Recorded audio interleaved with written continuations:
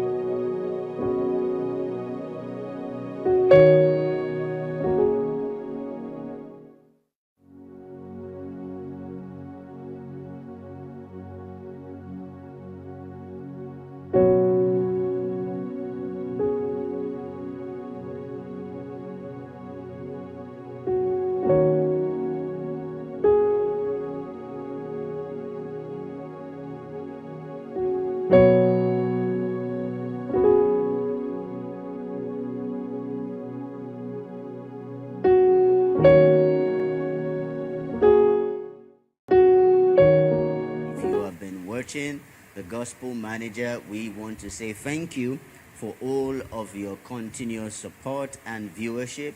And this is a good time to once again share the link of this episode to your friends and family and let them know that Gospel Manager is now live. And don't forget to send your questions at your comment section and be part of the conversation also at the comment section.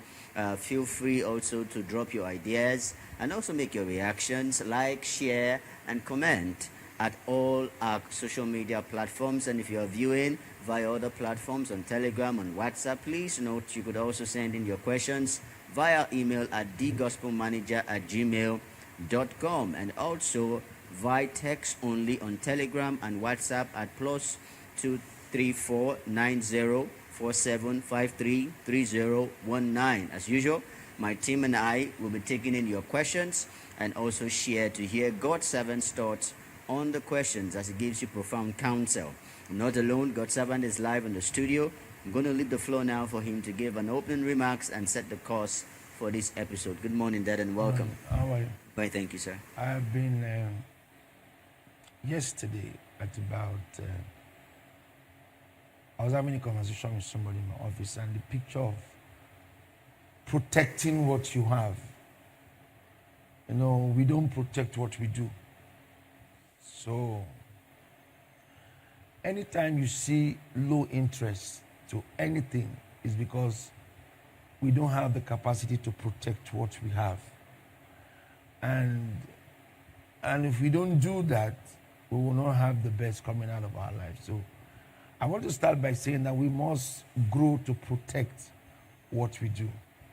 And the only way to protect what you do is to show excellence. Don't allow weaknesses all the time in your productions. The more you keep exposing yourself to weaknesses is a sign that you're exposing who you really are. So let's protect what we have. Let's fight to protect. Excellence protects what you have. So if we don't protect what we do, what we have, we'll always seek for alternatives. And that's where the problem is. People should trust us by what we give to them. Not look at us and say, they're not doing well. You know, when somebody from afar tells you you're not doing well, you are limiting value. So let's protect what we are and what we do at all frames of life. All right, we're going to start up with our questions for the day, and we're starting up with the question from a bishop who was sent sometime last week on Friday. We want to say thank you also for sending in your questions. And this one says, God bless you, my bishop. Today's episode, referring to Friday, is really full of wisdom, lessons, and how you answered most of these questions is really gives me clarity and wisdom on how to lead in my ministry. My name is Pastor John. Please, one of the challenge young pastors like us are facing is dealing with people who we have recognized as disloyal, and yet we tend to manage them because of the role they play in our life and also in our ministry. The signs of disloyalty you mentioned are visible in some of the people I have. My question is, sir, how can we raise leaders to start replacing those we discovered have disloyalty, and is it right to send them out of ministry before they betray or ruin our lives and ministry? There's a formula I have decided to bring to my life. This is me now. It's all about build a sector that can be run by people, not one person. The moment you have a sector that other people can easily run, then disloyalty will not mean anything to you. When you have a system that one person runs, then disloyalty will, and one of the things about disloyalty is that it gives you access for a lot of offenses, and that's what it brings. So let us try to build more people around the system. So when you notice a certain level of attitude, you know how to treat it. And you shouldn't ignore what you're supposed to correct because the person is disloyal. And that's the one that I will not take from anyone. If you are disloyal and you are out of track, you should be brought to track. Don't get scared who leaves you. Life is very dramatic. This fear of people living is a part. People die. If somebody can die, why is people's departure? Those who are meant to do things with you will always be there for you. You don't even need to do anything to them. You can even be talking anyhow to them. They are there. You don't need to appease them. I said it yesterday. Reparenting is first traditional morality and responsibility. There's nothing there about appeasement. True healthy parenting that will produce a healthy child. It is one, traditions means the laws that backs a family. Two, morality. And three, responsibility. There's nothing like appeasement there. When you start appeasing people, you're going to ruin them and ruin yourself. When you start seeing yourself appeasing people, how they feel, consider how they feel. Please excuse me, how did Jesus feel? If he was trying to feel that if I allow this thing, how would I feel? How will God feel? Is he not there? See how I'm going through. He has to go through that process. So no matter what anybody says, he has to die. So sometimes we are having this appeasement mentality for people. Treat them well. Let them not be angry. Get angry. Get angry. To me, you should get angry. If you are not doing the right thing, you should be put to order. How you feel, that's your business. Because you can't be right and then you are corrected. I want you to know that you cannot be right and then someone is corrected. Even a madman will not correct you. So it is when you are wrong, you receive corrections. So when you sense certain persons in a system are showing signs of disloyalty, they just show signs of you can't talk to them, you can't teach them, they are repeating mistakes, they have attitude crisis. You must have a team that runs the system they run. Because they're showing you signs that one day they're going to act. And when they act, don't be surprised. So get alternatives always in a system that people are living. And put them there to work with you. Let people know what others know. It's not a problem, it's a system. You're supposed to be growing a thing, not making the thing look difficult to grow. I've always told people, anything you are involved in, make sure as long as you are doing that thing, it is more better than how you met it. And people should be scared to take your shoes. Because you have grown it so big that nobody can access it. But people don't grow things. They just get involved in things. That's the problem today. And particularly, you can always see that in church. A leader just gets into a system and just gets involved. It's not progressing the thing. In the civil world, you will not do that. In the bank, you have targets to meet. If you don't have to, they will sack you. Why are we not complaining about those ones? Somebody gets into a leadership role in the church, he's not progressing it. But he's offended when it's corrected. I don't understand that. Are you bothered about the corrections, or that the system that you lead is exposed to a lot of errors like that? Your concern should be the system you lead, not the corrections you receive. So the only way to solve that thing is to raise leaders quickly. There will be potential replacement of that person that is behaving like that in the system. And no sentiment attached. And don't be scared if you remove the person or whatever the person wants to do. It's a movement of life. And that's where I see life now. It's a movement of life. It will be painful? Yes, but you have to move on with your leadership skill if you want to succeed tomorrow. Yes, sir. Thank you so much, sir. This next question is from Frederick. He said, "Good morning, Bishop. My name is Frederick Misoma. I work in a unit in my office where I have a colleague who is my very close friend. We coincidentally got employed on the same day. We come from the same place, share the same birth month, and so we consider ourselves as brothers. But my question is, he is more like a jack of all trade. He wants to do everything because he has so much passion, which I always even love and also try to covet. He has passion for excellence and standard, but he wants to do everything, even when there are people who ought to do the same tasks. He feels that they do substandard work.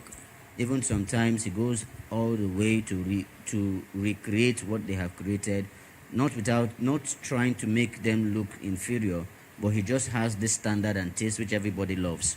But I always tell him that he cannot do everything at the same time. He has to learn to take things slowly and steady. But he still tries to do a lot, and he ends up having so much undone and just a few done, even though they are done excellently. For someone like that, what do you think should be the way out for him? You know, we have a very bad human support system on the earth today. It's so bad that it's either people are talking against people, or they are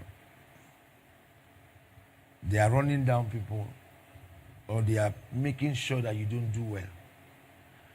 A system has found somebody who works hard. All the system will do is to support that person. All the systems, and that's the bad part of life. When somebody works so hard, everybody leaves the person. Now you won't work. A system has found somebody who is very hardworking, that everybody should come around that hard worker and make sure that effort to grow his system works. Rather, because he's hardworking, now they will now begin to shift their hands away from work. Now he won't work. And that is why we are not producing people who have the passion for growth.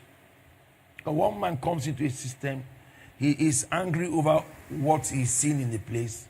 He's not happy about it. He wants to change it. But he needs the effort of the people he met. But those people are not human beings.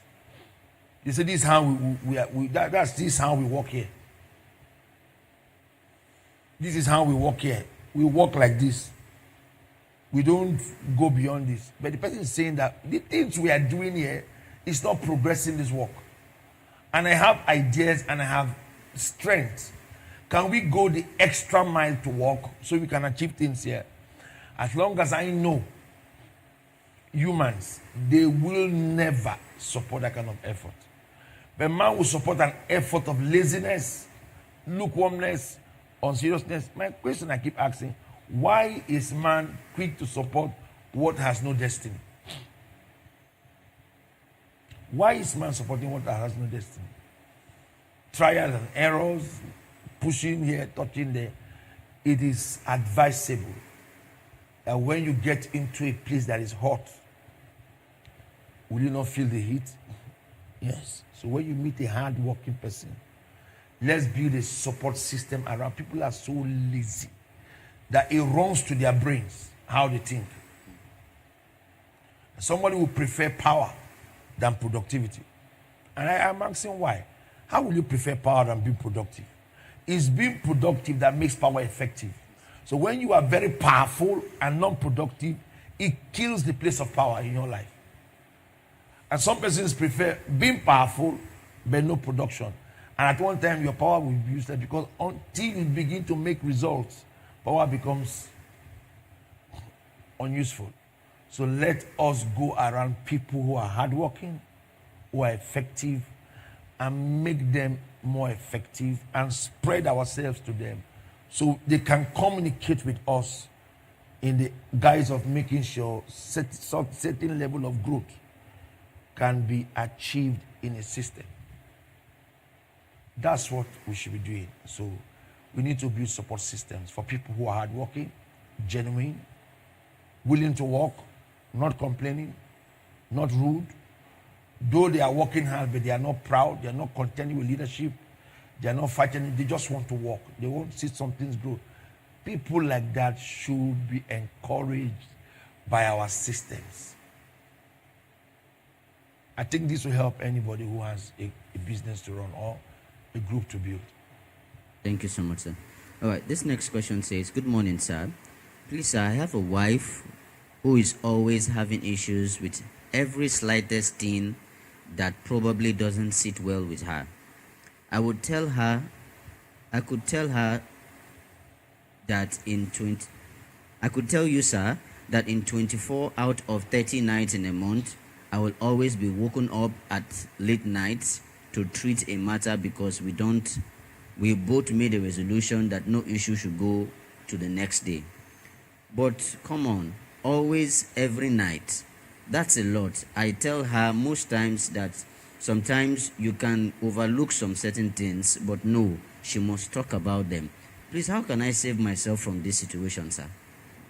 There are two things that I feel we need to correct. A woman who threatens the husband and a husband who threatens the wife. And also a woman who is quick to talk to the man or interjects the man even when there are people there, she interjects the man when he's talking and interjects the man when they are talking, and a man who shows supremacy by a certain level of control over a woman. I hate those two things as a person, literally, because the power of understanding is one of the greatest assets to peace. The moment you have understanding of who you are living with, you have solved 90% of the problem in your life. See this thing I just said now? The moment you have understanding of who you are with, you have solved 90% of your problem on the earth. It's not whether they will wake you up. As long as you have understanding of who you are living with, you will know when to talk, how to talk, what to do and what not to do. So it still boils down to workplace values. When people don't have understanding about who their boss is, they will do whatever they like. So understanding is so powerful. And the moment we start building our understanding, the woman needs to understand who the husband is. That's just it. The moment she knows that this is my husband, this is what limits him, and this is what progresses him, those things will stop. And you see, it's that way because the man is not talking. The day he will react, that will end. And that's why we must have understanding over a lot of things that plays around our lives. I do a lot of reflection a lot. One of the things I feel I have as a gift is a reflective gift. I do it a lot. To the minimal detail of my life. I do it a lot. So I try to be careful. I'm a man. I can make mistakes. But I try to make sure that my mistakes are not as massive that it will give me a problem. Because I reflect over my actions a lot. So when you don't have understanding, that is where you see all manner of things play around. Just like that. So I just pray that what he needs to do is to have understanding who the woman is. and see how he can play away things that will bring those kind of conversations around his life. And also, the woman, if she will hear me, when you start having somebody who loves you getting tired of you, it's not a good thing. Not tired because you are somebody's talking. You are the one acting. It's not a good thing. So let's be careful how we treat people because of what we want to achieve. And sometimes we treat people, we behave to suit how we think, what we think in our head. This is my stand. And what you are thinking of is going against a law. And because the law is superior to your thoughts, the law is going to fight you. And when the law starts fighting, you say somebody, no, the law is fighting you. Some of the things people have as a problem is a law fighting them. And somebody comes to his father and abuses his father. I say because the father is wrong. Are you following me now? And then you don't understand that there's a law that says honor your father, though he's wrong. But honor the man. So you should have an approach, even when you feel you can correct him. Though he's wrong, but what was your approach in correcting that your father? Noah was wrong by drinking and getting drunk. But because the son had no approach, it was cursed. So though you are right to notice an error, how are you approaching it? Because there's a law backing you and that man. Though you work in a system, though you notice certain things are not being done correctly, your approach also matters because the law can fight you even when you are right. So that marriage has laws that binds it. And if one person is going against the law will begin to react against that one of the fellows. So let us build understanding in our approach to life. It will give us so much peace. And that will help everyone, not only in marriage, in the office, at school, in church. Let us understand the basics of life and live it with genuine understanding. That will take care of it. Thank you so much, sir. Okay, this next question says, my boss has appointed a long-serving and loyal employee to a leadership position. However, this individual is now taking decisions that are negatively impacting our system. And due to this protected status, no one feels empowered to correct or question their decisions. How can I address this issue with my boss without appearing disloyal or insubordinate? You know, sometimes people don't learn. You must learn how to work in a system. I worked in a system for many years. And the problem people have is that we want to teach those who we are not supposed to teach. No matter how dumb you look, your teacher is your teacher. You will not teach your teacher. It's a law. You can't teach your teacher. So the problem is that we get to workplaces and then some people get very useful to themselves and feel they have to change structures. And that's where the problem is. I worked in a place. I never touched the structure, but I brought effectivity. It was my effectivity that made me outstanding. I never spoke against a decision.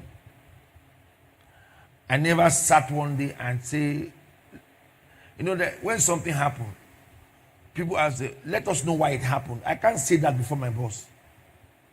Because it is insulting to say that before the person who called you to ask a question.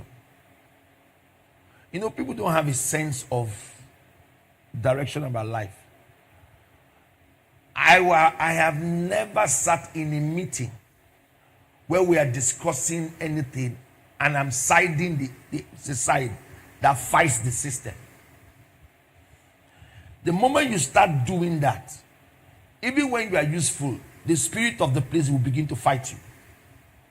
Because everything has laws and systems. The moment you start negatively, attitudinally, try to talk against decisions made, against policy made, it's not supposed to be like this. you are looking for trouble. Even God himself had to curse man for opening his mouth to say, the woman you gave me. That was a work, that was a system created by God. But God asked a question. Adam responded with an accusation. And that was what promoted those curses in his life. So if you want to walk in a system and be a leader in the future, talk about work, leave decisions taken by the boss and the actions by the boss. That's not your business. So that when every time they call you to a conversation, the man knows you are a productive person. You want the growth of the system. And that is where you always be called and sought for, because you are fighting for one thing, growth of a place. So no whether they brought a leader who is not effective, is not doing well, in your area of production, do well. Do well, so well, that the day they call you for reviews, your work will speak. Because promotion is not how much you report people, it's how well you do your job. So do your job well. For me, you don't need to say anything to the leader. He's the leader. He knows what he wants to achieve. If he chooses to put somebody that will kill his business, that is the leadership. He's the one that chooses that. You do your business and see how anytime you get to the system, you are fighting to protect the errors of the system. I can't tell you what I did where I served, because you look as if I was the only person there, but God will tell you, life can speak about it. I was literally protecting things I felt to give us a problem. The man was not aware. I was doing it alone by myself. And you will never see me in the place even grumble about the decision taken by the man. Rather, I was defending the errors the decisions would bring. So when I see an error in the, I'll go and cover it up. And I will categorically say this: the boss can never be wrong. I never forgot that. I said, that is why he has me here, to defend the mistakes of the place. So when you understand your role, you don't bother about a title in a place. You don't bother about the title. The problem is that some persons feel they are better than the others. And that's why all of these conversations will come up. Don't feel better than anybody. Just feel that you are privileged to be in a place and you are there to progress it. And do all you can to always progress a system, and don't report anybody. Report work. Report work weaknesses, not people. Work. I think we can do these things better. I think we can go this way. And people have too many personal interests. So sometimes they fight for themselves, not for even the office where they work or things that they do, just for their self-interest. And that's why people are not really growing effectively. Thank you so much, sir. Now we'll go over to our next question. And this question says, good morning, sir. How do I set boundaries in my home? I am about to get married in 2 weeks, but I have noticed for over 2 months now that I returned from leave in preparations for my marriage, that my intended husband's family are almost visiting him every day, and his younger sister is practically living in the house. Please, I am about to have a conversation about this with him by evening, but I want your counsel on how to set clear boundaries and have a healthy conversation rather than making it an unheated matter. Please, sir, your counsel. Let's try not to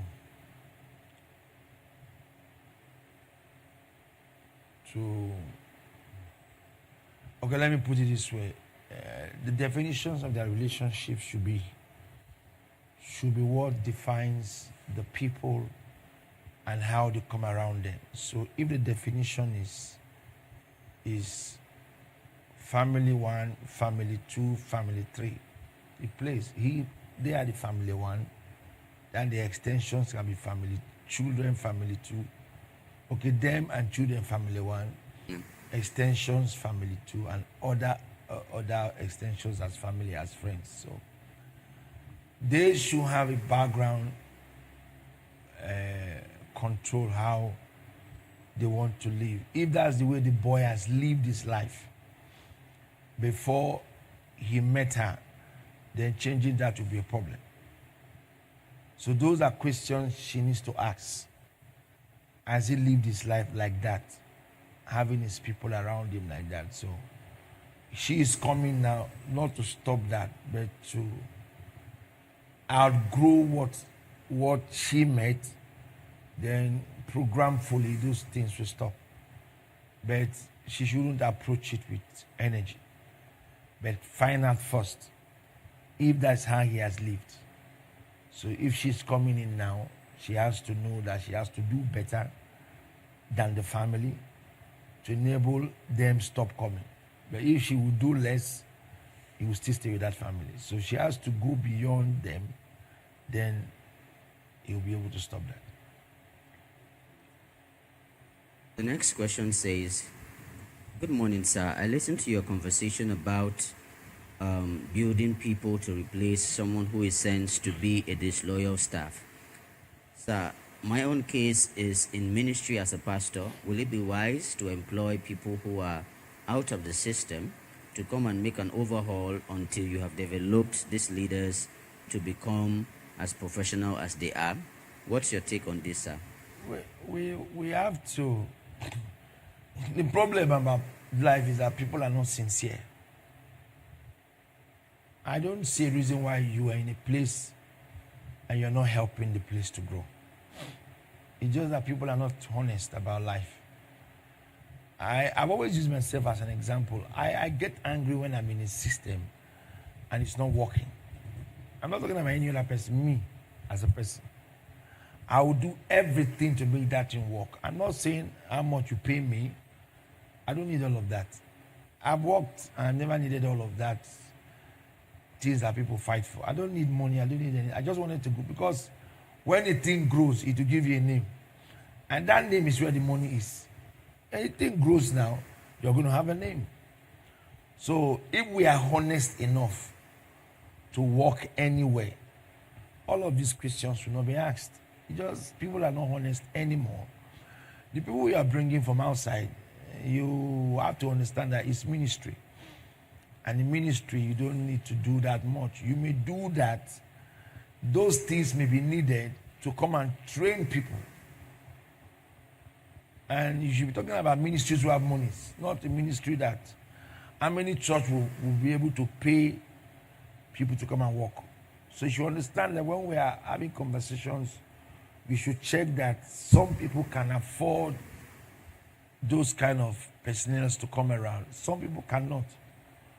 So if all of us can afford that, why are we not hiring people to come? Because it's easier. Do your job, go. Do your job, go. Do your job, go. Do your job, go. Do your job, go. But for a church to truly grow to a place, we need people who can give their time, sacrifice all they have to see the system work. So when the church goes to a level, then we can start talking about trainings, which to me is something that any viable system should do, conventional trainings all the time for their staffs.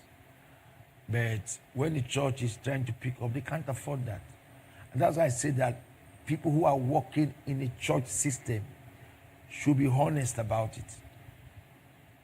The moment a man starts getting honest, he will find a way to grow it in. He won't bother about offenses. His own target is, I want to see how this thing will grow. But today we bother more about respect, title. The interest is not there. So let's try to get back the interest of anything we do. And then it will reduce a lot of distractions in the place. So, now in the question sent to us via email, we had a couple of couples talking about what it means to build a family, to raise a business.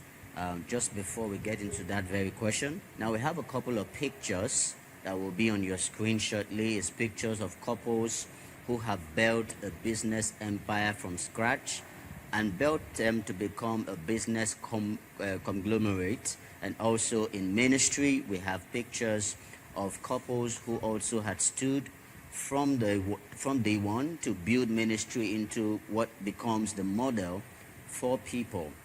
Now, the pictures will be shortly at your screen, and it leads to the question we are about to ask, because a young couple is saying that he has a business idea and but he wants to quit his job just after the marriage to build something and have his wife as the assistant. Now he's asking God's servant if this would be the right step, or should he start and allow the wife to continue with her business. Parties is what will define if the merger will take place. So if you have a wife who does not listen to you, it won't work. A wife who is controlling, it won't work. So I will advise that he checks the control power and the attitude power of both of them. So if the attitude is okay, it's healthy enough for somebody to submit and the other becomes the boss, why not? They can run together. But if it is not there, then they can do their separate business. But sometimes I keep saying that families' separate careers don't really succeed.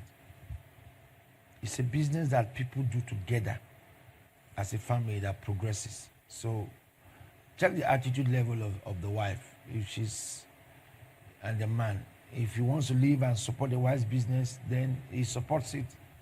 Who becomes the head now should not be the problem. If the woman is good in the business, she should go and support and assist the woman to grow the business. Because if the woman already has a viable business and he doesn't have, the woman will not come down and make him the head.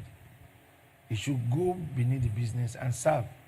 That place, there's nothing like husband. That is business. So if he can give himself to that, fine. So it still boils down to attitude. So if they weigh their attitudes, there's no problem of submission. Why not? So that's where I'm going to end it. Okay, so these are some of the pictures of couples who have built businesses from scratch and become successful around the globe. This is Egbe and his wife, who founded Access Bank, and they are now working on Coronation Africa. And these also are couples from India. Of course, we have God's servant, Pastor David Ibemi, and wife, who had built Salvation Ministry into what it is today.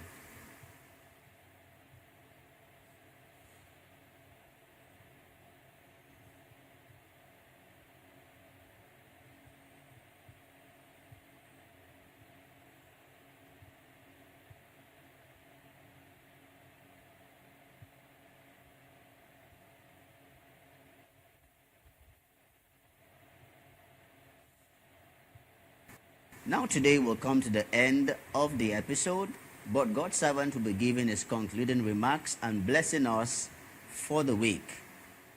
Please stay tuned. Let's have a human picture of what life looks like. Some persons don't have human pictures what life looks like. So because we don't have those pictures, we live anyhow. Let's have a human picture like what life looks like, and then pattern our lives towards it.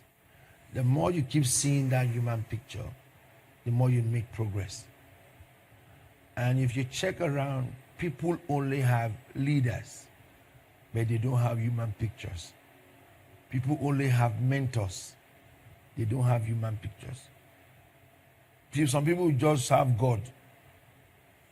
They don't have human pictures. So because you don't have human pictures, because you live in a human world, please, this is why I keep saying that everybody needs a mentor.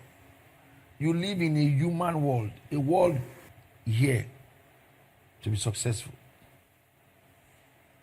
Because if you don't have it, sometimes it's not who instructs you, it's who you keep seeing. You keep seeing, because the more you keep seeing it, you keep seeing the person does the thing, the person do it. That is your strength, that is your wisdom, that is your correction. But there is something pictures do to you. I can go on and on what pictures does to us. So you need a human picture in your life that you see every day, whether by picture or by video or in person. You keep seeing that human picture. God brought a picture in Genesis 13 from verse 14 to 15. He said, Abraham, now that you are in trouble, follow me to the field. See, as long as your eyes can see all of this, what did he do? He gave Abraham a picture. It was that picture that ended in Genesis 24 from verse 1 with all the things he ever achieved. So let's get human pictures and stay with those pictures. Stay with your human picture assigned to your life. The moment you stay there consistently, that is where your success is tied from. A pictureless human will be confused, frustrated, distracted, disorganized, disordered human. But a picture-filled human will always have satisfaction at the end. So I pray that this week you will enjoy promotion. Promotions that will be attractive and juicy enough to bring the best out of your life. Be blessed. Once again, thank you to all who viewed today's episode. Like God's servant said, in order to feature in the future that you actually envision, then get a human picture that has the structure to make you future well in that glorious future. Like the saying goes in our local dialect, follow who know road, so that when you waka, you no go waka lost. Life is beautiful, and you, my friend, can handle it. We'll see you in the next episode. God bless you.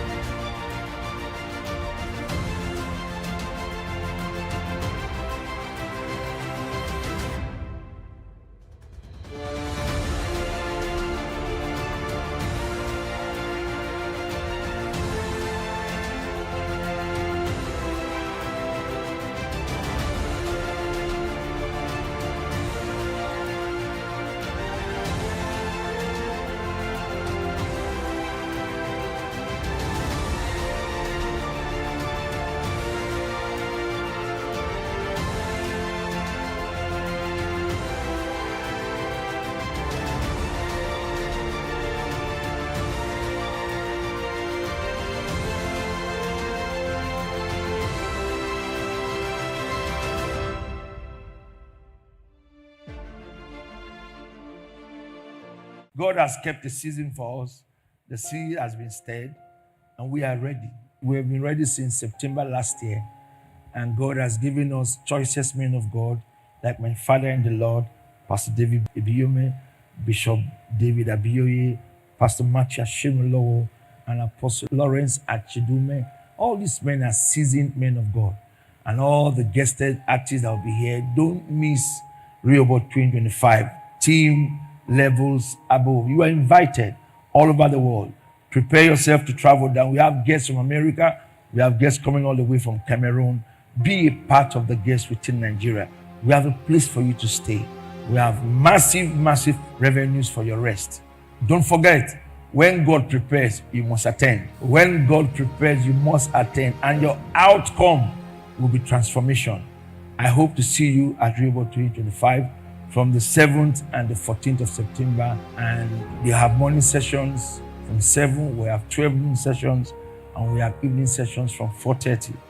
Don't forget, be a part of what God is doing in the midst of his people. God is beautiful, and he has given us a privilege, and I am expecting all of you, the men, the women, the youths, to be a part of it. online, offline. I want to tell you that the best will surely hit your camp. Be blessed.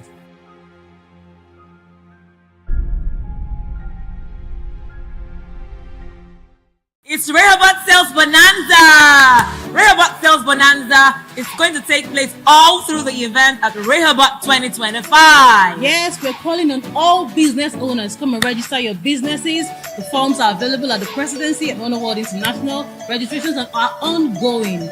Register and exhibit your items at very slashed rates. We are talking about food items, cooked foods, Beverages, clothes, market stores, shoes, real estate agents, hair, landed properties, makeup. Come and sell on slash prices and come and shop at very minimal rates. Anything sellable, anything displayable. Yeah, and don't forget that the bookstore is open to sell to you your daily release devotional, the books of the ministry materials, and don't forget our t-shirts are fast selling out. Go to the bookstore, get your t-shirts. We have them available at all levels. We have these t-shirts in different colors, different styles, and different sizes. Levels above, Heaven on earth, levels above. Yay! Is the next colorful event. Rehoboth 2025 is almost here, happening live here at Rehoboth City from Sunday the 7th to Sunday the 14th of September 2025. Streaming live on all social media platforms that's displayed on your screen. And that's not all. We're going to be having free food for campers. Who doesn't like free food? Free food for all campers. And here it gets more interesting. You can actually come shop for free. Free food items, free clothing apparels, free shoes, back to school packs, and everything free. From Monday the 8th to Friday the 12th of September 2025. We have two sessions, 10 a.m. to 12 p.m. and 2:30 p.m. to 3:30 p.m. It gets even more exciting. Your attendance at Rehoboth 2025 gives you a ticket to everything free. Who doesn't like free things? Our wolf is sweet, oh! If you are a church founder or a minister of the gospel, please endeavor to register online on the link displayed on your screen. Your online registration covers your free accommodation, free feeding, free transportation, and any other logistics required for your trip. But registration closes on Sunday, 10th August 2025. That's not all. There will be free medicals free for every attendee from Monday the 8th to Friday the 12th of September 2025. There will be ophthalmologists here to check your sight, to give you medical glasses for free, to give you your eye medications and everything you need, your blood pressure, your sugar level. There will be lab scientists to test you. Whatever it is you have as a medical concern, it will be handled for free at Rehoboth 2025. Come on now, everything is free. It's raining free at Rehoboth 25. Is you that will be left out, or come and join this train. Oh, see you at Rehoboth 2025, where everything is free. Levels above, Heaven on earth, levels above.